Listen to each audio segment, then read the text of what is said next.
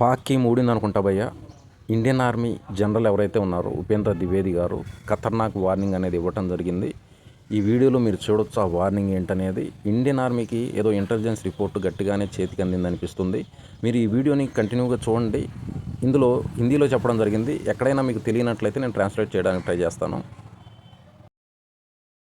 इस बार भारत देश पूरी तैयारी के साथ है और इस बार वो संयम नहीं रखेगा जो सिंदूर 1.0 में हमने संयम रखा।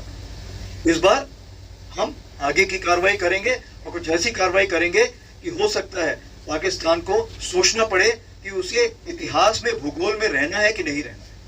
अगर उसे भूगोल में अपनी जगह बनानी है तो उसके लिए उसे जो स्टेट स्पॉन्सर टेररिज्म जिसको हम बोलते हैं, यानी कि उसका देश जो टेररिज्म को स्पॉन्सर कर रहा है उसे रोकना पड़ेगा। तो आप अपनी पूरी तैयारी करके रखिए और अगर परवरदिगार चाहेंगे, भगवान चाहेंगे, भाई गुरु चाहेंगे तो बहुत जल्दी ही आपको मौका मिलेगा। उसके लिए ऑल द बेस्ट। जय हिंद। విన్నారు కదా, మన ఇండియన్ ఆర్మీ జనరల్ గారు ఉపేంద్ర ద్వివేది గారు ఏదైతే మాస్ వార్నింగ్ ఏదైతే ఇచ్చారో అది పాకిస్తాన్కి ఇవ్వడం జరిగింది. అందులో క్లియర్గా ఏం చెప్పారంటే, మీరు ఏదైతే ఉగ్రవాదాన్ని పెంచి పోషిస్తున్నారో దాని విషయంలో జాగ్రత్త పడలేదు అంటే నెక్స్ట్ ఏదైతే ఆపరేషన్ సింధూర్ 2.0 అవసరం వచ్చింది అంటే ప్రపంచ పటంలో పాకిస్తాన్ అనే ఒక దేశం ఉంది అన్న విషయాన్ని కూడా మర్చిపోయే విధంగా ఈ యుద్ధం ఉండబోతుందనేసి మాస్ వార్నింగ్ ఇవ్వటం జరిగింది భయ్య.